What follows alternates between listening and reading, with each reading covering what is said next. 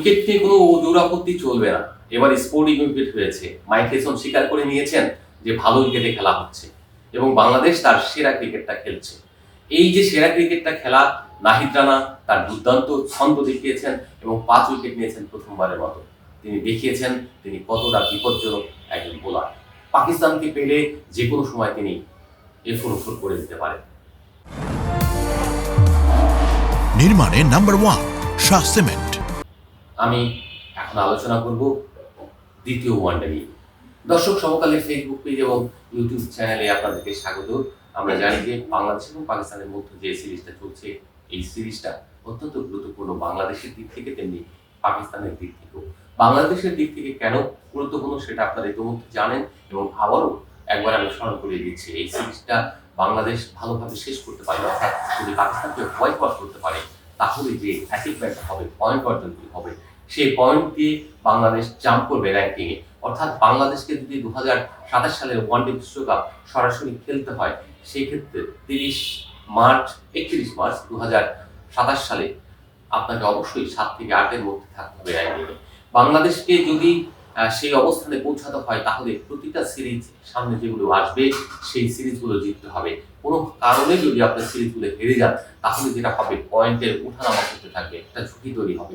সেই ঝুঁকি এড়ানোর জন্যই বাংলাদেশ সর্বাত্মক চেষ্টা করবে সবগুলো সিরিজ সুন্দরভাবে জিতে হোয়াইট ওয়াশ করে প্রতিপক্ষকে হোমে বিশেষ করে যেন পূর্ণ পয়েন্ট আদায় করে নিতে পারে।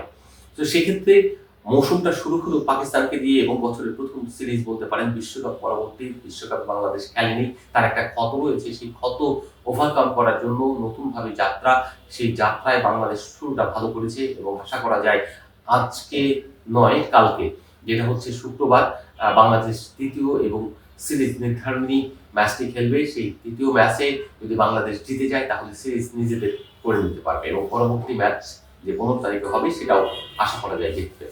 বাংলাদেশ কেন যে ছন্দে রয়েছে, কেন জিতবে সেই কথা থেকে যদি আমি বলতে থাকি তাহলে বুঝতে পারবো যে বাংলাদেশ সবচেয়ে বড় যে জিনিসটা প্রয়োজন হয় যে কোনো সিরিজের মধ্যে বা যে কোনো সিরিজের আগে, সেটা হলো ছন্দ। এবার বাংলাদেশ দারুণ ছন্দ নিয়ে টুর্নামেন্টে বা সিরিজে এসেছে। সেটা হচ্ছে যে এই সিরিজ শুরুর আগে বিসিএল টি-20 না ওয়ানডে টুর্নামেন্ট এবং তার আগে টি-20 টুর্নামেন্ট খেলেছে। সেই ওয়ানডে টুর্নামেন্টটা কিন্তু বাংলাদেশ ক্রিকেট দলকে একটা ছন্দে নিয়ে এসেছে, ক্রিকেটাররা একটা ফর্মে রয়েছেন, সেই ফর্মটা তারা এখন এক্সিকিউট করতে পারছেন মিরপুর শেরেবাংলা স্টেডিয়ামে। উইকেটও ভালো হচ্ছে এবং স্পোর্টিং উইকেট থাকলে যে তারা ভালো খেলতে পারেন সেটা প্রমাণ করে দিয়েছে। বিশেষ করে মেহেদী হাসান মিরাজ একটা কথা বলেছিলেন যে প্রতিপক্ষ বিবেচনায় করে হোম কন্ডিশনের সুবিধাগুলো দেওয়া হবে। পাকিস্তান কিন্তু উপমহাদেশের দল এবং তারা স্পিনে ভালো খেলে এবং সেই কারণে কন্ডিশনটা কখনোই স্পিন করার চিন্তা করা হয়নি। তারা যে চিন্তাটা করেছিলেন সেটা হলো একটা ভালো উইকেটে যদি খেলা হয় সেক্ষেত্রে নিজেদের সক্ষমতা যদি মেলে ধরা যায়। বোলিং স্ট্রেংথের দিক থেকে পাকিস্তানের চেয়ে বাংলাদেশ এই মুহূর্তে বেটার বলা যায়, কারণ যে দুজন বাহাতি পেসার রয়েছেন মোস্তাফিজুর রহমান এবং শরীফুল দুর্দান্ত তারা, তার সঙ্গে যদি দুজন রাইট আর্ম পেস বোলার ধরেন, নাহিদ রানা কি বোলিং করতে পারে সেটা আপনারা দেখেছেন এবং একই সঙ্গে তাসকিন আহমেদ তো পরীক্ষিত একজন বিশ্বমানের বোলার। তো সেই ক্ষেত্রে পেস বোলিং ইউনিট বাংলাদেশে শক্তিশালী। পাকিস্তানের দিক থেকে যদি শাহিন শাহ আফ্রিদি এবং ওয়াসিম জুনিয়র কিংবা ফাহিম আশরাফের নামের ভারে অনেক বেশি আলোচিত, কারণ তারা বৈশ্বিকভাবে বেশি বাংলাদেশের চেয়ে শক্ত অবস্থানে। সেই জায়গা থেকে যদি বলি বাংলাদেশের পেস বোলিং ইউনিট কিন্তু গত 2-3 বছরে অনেক শক্তিশালী। আবার যদি স্পিনের ইউনিটের কথা চিন্তা করেন, মেহেদী হাসান মিরাজ একটু ছন্দে চলে এসেছেন। লেগ স্পিনার রিশাদ হোসেন আন্তর্জাতিকভাবে তিনি এখন একজন ভালো মানের বোলার। সব দিক বিবেচনা করলে পাকিস্তানেরও লেগ স্পিনার রয়েছে, চায়নাম্যান রয়েছে। সেই জায়গা থেকে তারা বোলিং এর দিক থেকে দুই দলই শক্তিশালী, ব্যাটিং এর দিক থেকে পাকিস্তানের চেয়ে বাংলাদেশ অনেক বেশি শক্তিশালী। পাকিস্তানের এই দলটা মোটামুটি নতুন, কারণ 6 জন আনক্যাপড প্লেয়ার নিয়ে এসেছিল তারা।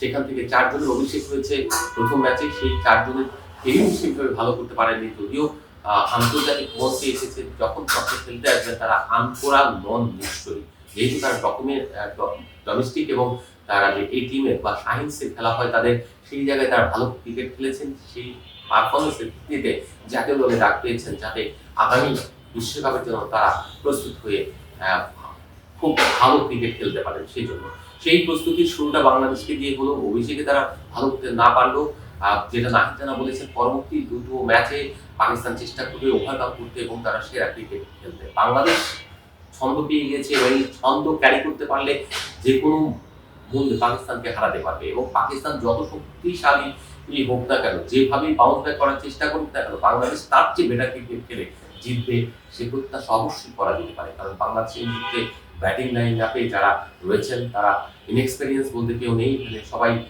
অভিজ্ঞতা সম্পন্ন। আকিব যে ফিরেছেন, আকিব লাস্ট ম্যাচে ছিলেন, যদিও ব্যাটিং করার সুযোগ হয়নি। Liton Kumar Das batting order change হয়েছে, 5-এ গিয়েছেন। তিনি টপ অর্ডারে যেহেতু ফেল করছিলেন, মিডল অর্ডারে গিয়ে দৃঢ়ভাবে বিশ্বাস করা হচ্ছে তিনি ভালো করবেন, কারণ তার ভিতরে সেই প্রতিভা রয়েছে। তিনি টেস্টে মিডল অর্ডারে ব্যাটিং করেন, টি-20তে টপ অর্ডারে ব্যাটিং করেন। সেক্ষেত্রে ওয়ানডেতে যদি তিনি মিডল অর্ডার সেট হয়ে যেতে পারেন এবং মুশফিকের জায়গাটা তিনি নিতে পারেন, তাহলে অবধারিতভাবে বা দল যেমন উপকৃত হবে, তেমনি লিটন কুমার দাস নিজেও সব ফরম্যাটে মানে খুবই স্ট্রংলি এখানে খেলতে যেতে পারবেন। আমরা আশা করি বাংলাদেশ অল আউট ক্রিকেট খেলবে। পরের ম্যাচও সেকেন্ড ম্যাচটা আগামীকালে শুরু হচ্ছে এবং এই মিরপুর শের বাংলা স্টেডিয়ামে উইকেটের খুব একটা তারতম্য ঘটবে না, স্কোরিং উইকেটই থাকবে, যেখানে বাংলাদেশ বোলিং এবং ব্যাটিং ইউনিট দিয়ে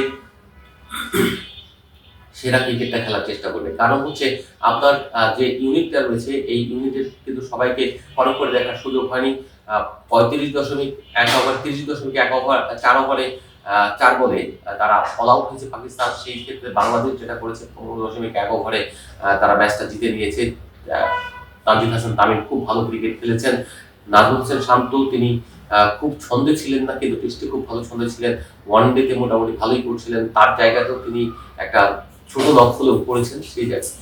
সেই জায়গা থেকে বলা যায় টপ অর্ডারে যারা রয়েছেন, সাইফ হাসান যদি ভালো ফর্মে আসেন, প্রথম ম্যাচে ভালো করতে পারেননি, আজকের ম্যাচে বা আগামীকালের ম্যাচে তিনি যেটা করবেন সেটা হয় নিজেকে সেট করার চেষ্টা করবেন। যদি তিনি সেট হয়ে ভালো ক্রিকেট খেলতে পারেন, তাহলে কিন্তু একটা আত্মবিশ্বাস পুরো দলের মধ্যে স্রোতের মতো বয়ে যাবে। সেই স্রোতের মতো বয়ে যাওয়াটা খুব গুরুত্বপূর্ণ এবং বাংলাদেশ এই জায়গায় ভালো ক্রিকেট খেলবে বলে আমার দৃঢ় বিশ্বাস।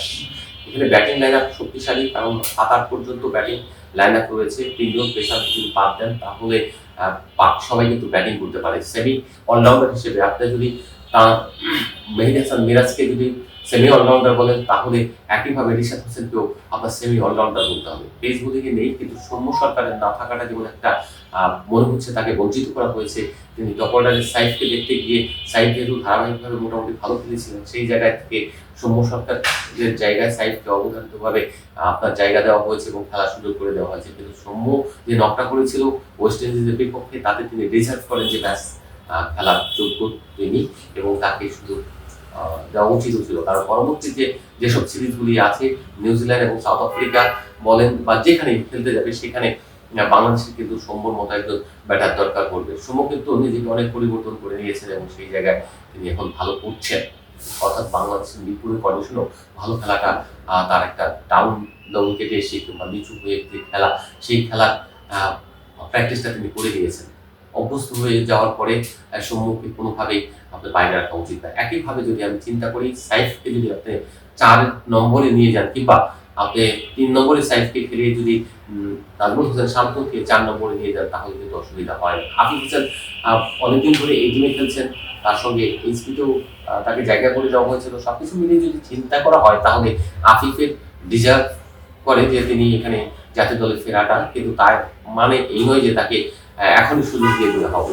যদি সুযোগ দিতে হয়, তাহলে এখানে তাহিদ হৃদয় খুব ছন্দে নেই, তাকে ড্রপ দিয়ে আমি মনে করি যে এখানে যদি আপনার আফিফকে সুযোগ দেওয়া হয়, সেটা করা যেতে পারে।